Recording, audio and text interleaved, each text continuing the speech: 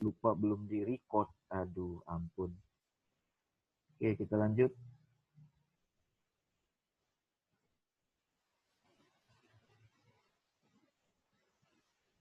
Nah, jadi originalitas ada dua, originalitas terhadap metode dan originalitas terhadap masalah ya. Nah, kalau originalitas terhadap masalah, artinya bagaimana memecahkan suatu masalah yang orang lain belum pernah mengerjakan sebelumnya. Nah, ini bedanya di poin satu strip pertama ini. Kalau di sini orang lain udah mengerjakan masalah masalah yang sama yang Anda kerjakan itu orang lain udah pernah ngebahas, tapi metodenya berbeda dengan metode yang Anda pakai. Nah, kalau original masalah, orang lain itu belum pernah ngebahas masalahnya. Baru Anda yang ngebahas, ya kan? Nah, kemudian dilihat dari model penelitiannya, kontribusinya ada pada penemuan masalah baru. Kalau ini kontribusinya ada pada method improvement, ya, artinya pengembangan dari metode yang dipakai, jelas dong sebelumnya pakai metode A, Anda pakai metode B, masalahnya sama gitu kan. Nah, kalau original masalah, kontribusinya ada di penemuan masalahnya. Artinya Anda menemukan masalah yang baru. Ah, itu dia. Ini menurut Dawson, ya, bahwa yang namanya originalitas penelitian ada dua, terhadap metode dan terhadap masalah. Nah, ini contoh kontribusi pada sebuah metode. Misalnya ada judul penelitiannya ini. Penerapan algoritma genetika berbasis model XYZ untuk menentukan desain bendungan di bendungan Pandanaran misalnya. Kalau kita lihat dari judul ini, metode apa yang dipakai? Oh, metodenya adalah menggunakan algoritma genetika. Algoritma genetika ini bisa pakai model apapun. Nah, yang dia pakai adalah model XYZ. Oke. Jadi yang pertama metode yang pakai adalah algoritma genetika dengan basis model XYZ. Nah, masalah yang dibahasnya apa di sini? Ya. Masalah yang dibahasnya adalah untuk memecahkan masalah ketika mendesain bendungan. Nah, jadi judul penelitian ini ada metode yang dipakai dan ada masalah yang mau dibahas gitu. Menggunakan metode ini. Metodenya dalam contoh ini adalah menggunakan algoritma genetika. Nah, inilah contoh kontribusi pada sebuah metode. Sedangkan contoh yang lain yang kontribusinya pada masalah, misalnya judulnya ini. Penerapan algoritma genetika untuk menentukan desain bendungan dengan parameter tinggi, lebar, dan dalam di bendungan Pandanaran. Anda perhatikan, ya, dengan slide sebelumnya, yaitu kontribusi pada metode, sedangkan yang ini pada masalah. Pertama, yang sama apanya? Objeknya adalah bendungan. Bendungannya sama lagi di Pandanaran. Ya. Tapi, ya, terus metodenya sama nggak? Sama, menggunakan algoritma. Ya. Tetapi di sini di masalah ini dia tidak seperti sebelumnya itu pada kontribusi pada metode dia algoritma genetikanya menggunakan basis model XYZ. Kalau ini nggak pakai.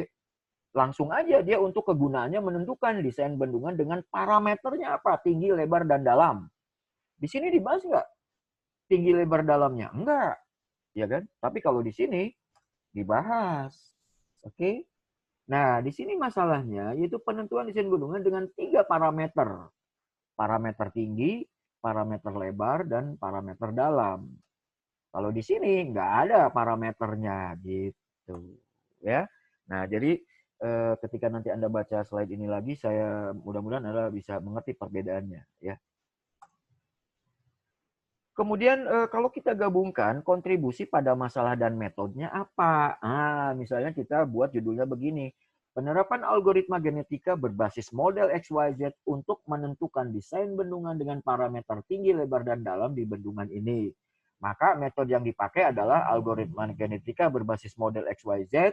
Masalahnya menentukan desain dengan 3 parameter ini adalah gabungan dari kontribusi terhadap masalah dan kontribusi terhadap metode yang dipakai. Jadi ada parameternya, ya. Nah, judul yang tadi itu adalah judul penelitian yang benar. Punya kontribusi. Jadi dari judul itu ada kontribusi ya, mengandung kontribusi. Nah, ini ada contoh judul yang tanpa kontribusi. Misalnya begini, penerapan algoritma genetika untuk menentukan desain bendungan di Jakarta, ya kan? Atau penerapan algoritma genetika untuk menentukan desain bendungan di Surabaya. Kalau judulnya seperti ini, nggak kelihatan kontribusinya apa, walaupun dia pakai metode, ya kan? Metodenya yaitu algoritma genetika. Tapi kontribusinya nggak ada parameternya, ya, dan lain sebagainya. Jadi ini contoh tanpa judul penelitian yang tanpa kontribusi. Oke, kalau kita berbicara masalah kontribusi penelitian, ya kita lihat ini. Ini ada ya bisa dikatakan area-area penelitian, ya. Nah, ini yang paling dalam dan yang beririsan, ini bagian yang ini adalah your learning and development. Ya. Ini your learning and development. Berdasarkan apa? Berdasarkan your knowledge and understanding. Nah, ini beririsan. Jadi, your learning and development itu Anda mau melakukan ini berdasarkan your knowledge and understanding. Area yang terluarnya, ya, ini yang warna biru yang luar, yang besar, ini adalah current boundary of world knowledge. Ini adalah ilmu-ilmu pengetahuan yang mengelilinginya ketika Anda mau melakukan penelitian tentang ini. Oke, contoh. Anda nih, algoritma genetika itu bisa diimplementasikan di mana aja. Tapi karena Anda dari IT, Anda mau bikin softwarenya, ceritanya. Ya, pertama Anda pelajari algoritma genetikanya. Dari contoh ini, ya. Nah, algoritma genetika ini membahas apa sih? Ya, membahas kromosom, ya kan? Membahas macam-macam, ya. Ada biologinya, ada keilmuannya yang nggak pernah kita bahas, tapi mau kita pakai. Gitu. Berarti berkenaan ilmu biologinya, genetika, gen manusia, kan ada kromosom, ada apa gitu kan. Kalau Anda mempelajari algoritma itu, nanti ketemu itu. Itu kan biologi dan ilmu pengetahuan yang lain, itu yang disebut dengan current boundary of world knowledge. Ilmu di luar itu yang saling berkaitan. Nah, ada lagi yang menyinggung, ya, ilmu yang menyinggungnya apa, contribution to knowledge-nya. Nah, hasilnya akan menghasilkan contribution to knowledge-nya apa dari hasil ini. Nah, inilah kontribusi penelitian, ya. Your knowledge and understanding adalah metode atau algoritma yang Anda pakai. Dalam contoh tadi adalah algoritma atau metode genetika, algoritma genetika. Your learning and development, apa yang mau Anda bangun, yaitu tadi contoh tadi, membuat agar bisa apa? Untuk menentukan desain bendungan dengan parameter tinggi, dalam, dan lebarnya. Ya, your learning and development-nya. Kemudian keilmuan apa yang akan berhubungan dengan Anda di luarnya. Ini penting banget. Nggak mungkin Anda tidak bersinggungan dengan ilmu lain di luarnya. Sehingga akan menghasilkan kontribusi to knowledge-nya apa. Ya, ini penelitian, kontribusi penelitian yang lengkap seperti ini gambarannya. Oke, nah, secara keilmuan, ya, boundary knowledge-nya adalah misalnya logika fuzzy, ada metode Sugeno, ada metode Mamdani, ada metode Sukamoto. Nah, ini metode-metode yang bisa dipakai nih, macam-macam, ya kan? Nah, kemudian contribution for penelitiannya apa? Metode Mamdani yang direvisi dengan algoritma XYZ misalnya. Jadi ada kombinasi metode yang Anda pakai, kemudian akan menjadi sebuah metode yang direvisi menggunakan tadi kan pendekatan algoritma genetika dengan basisnya adalah XYZ tadi kan dalam contoh ini. Nah, itu kontribusi penelitian. Nah, misal ada lagi kontribusi penelitian berkenaan dengan support vektor mesinnya, misal SPM, ada parameter selection problem, ada parameter selection using genetic algorithm, ada parameter selection using ACO, ya. Berarti parameter selectingnya menggunakan PSO. Nah, itu kontribusi penelitiannya. Nah, kalau Anda jadi mahasiswa itu kan ada apa strata-stratanya, ya. Ya, ini kalau Anda di S1 kan skripsi, di S2 tesis, di S3 disertasi. Nah, berdasarkan perbedaan tingkatnya, kalau tingkat Ini tingkat berdasarkan jenis penelitiannya. Kalau S1 itu lebih cenderung ke deskriptif dan korelasi. Kalau S2 deskriptif, korelasi, dan eksperimen.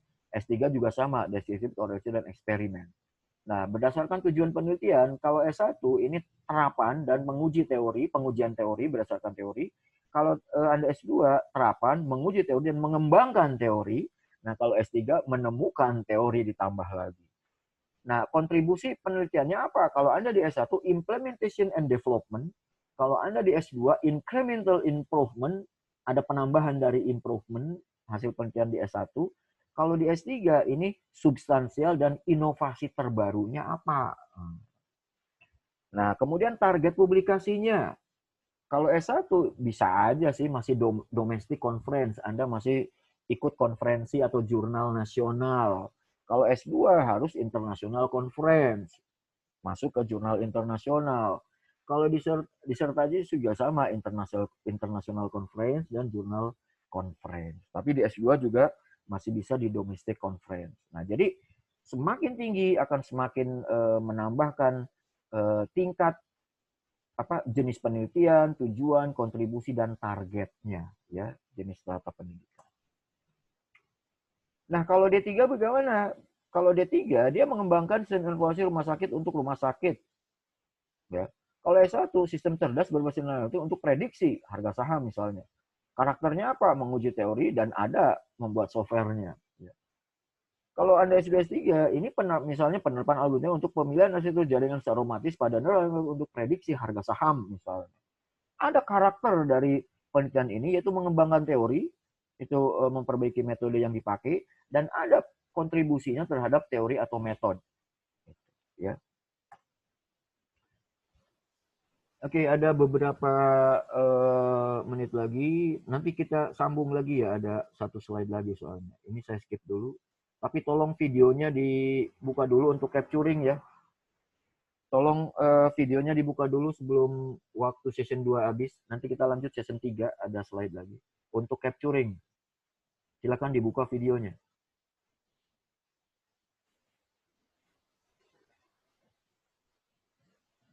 Arman, Muhtar, Habibi, Julfikar, Hari, Andre, Rizky, Gagan, Aditya, silakan dibuka. Noni, oke. Arman belum. Siapa lagi ini? Noval udah. Iqbal. Ya, Pak. Oke, silakan dibuka semua. Oke, siap ya. Untuk yang slide 1 dulu nih. Oke, lihat ke kamera dulu. 1, 2, 3. Oke, sebentar.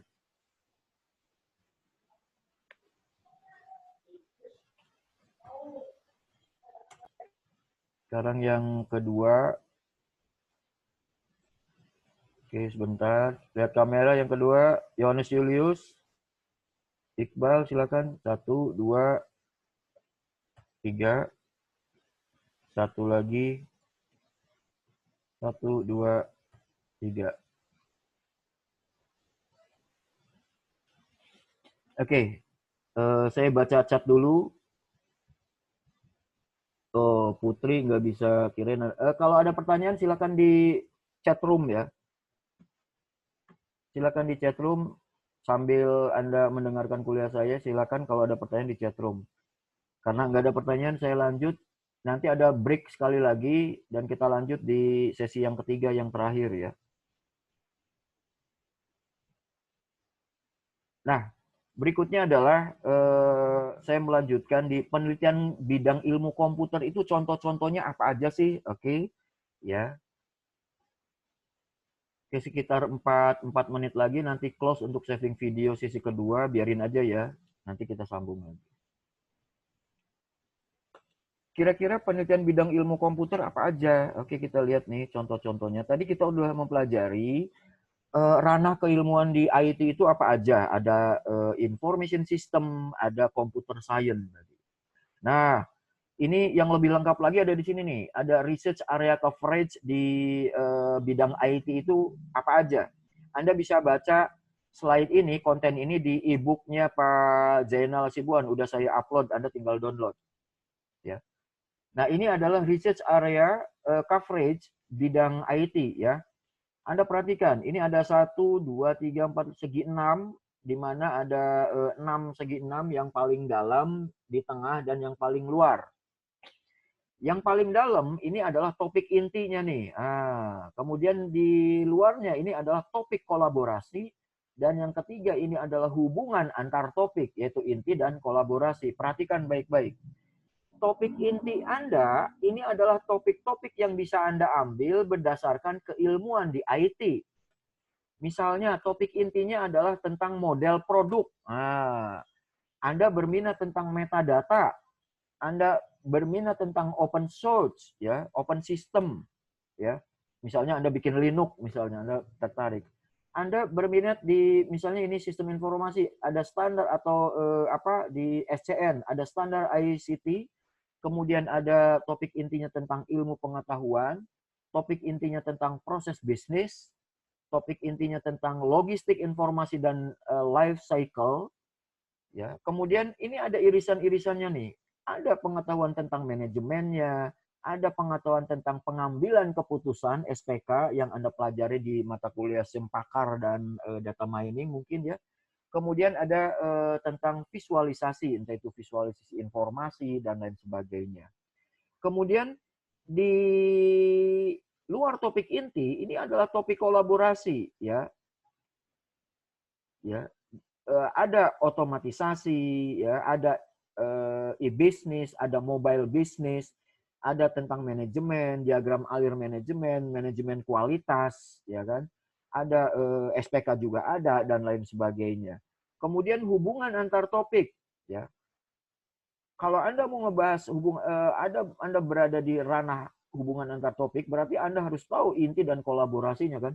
Apa yang bisa Anda lakukan? Lakukan analisa tentang desain, tentang kepercayaan, perencanaan, e-learning, ya, isu yang berkembang, aspek sosialnya seperti apa, efisiensi energinya seperti apa. Nah, dari hubungan antar topik ini, maka akan keluarlah area research-nya apa. Ini topik yang berada di luar area riset ini yang kita sebut dengan bahan mentah, produk, dan proses produksi. Oke, perhatikan kalimat ini.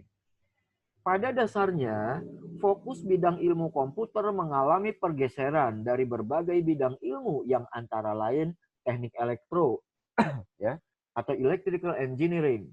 Ada computer engineering, teknik komputer, dan ada computer software engineering atau teknik rekayasa perangkat lunak komputer. Ada ilmu komputer, computer science, dan ada sistem informasi ataupun teknologi informasi. Sehingga ya fokus ilmu komputer karena sudah banyak mengalami perkembangan, ini akan dibagi-bagi menjadi beberapa bidang ilmu yang tadi saya jelaskan di dalam gambar lingkaran-lingkaran tadi ya, dan lain sebagainya. Oke, perhatikan ini. Penelitian merupakan suatu proses yang sistematis, ada urutan dan mengumpulkan dan menganalisa suatu data. Nah, ini yang perlu Anda perhatikan.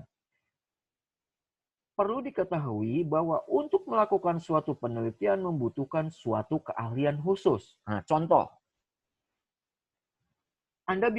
kita bisa mengatakan bahwa seorang peneliti bisa melakukan proyek, tapi seseorang yang melakukan proyek belum tentu bisa melakukan suatu penelitian. Nah, kira-kira apa nih maksudnya? Kita lanjut dulu nih. Artinya, seorang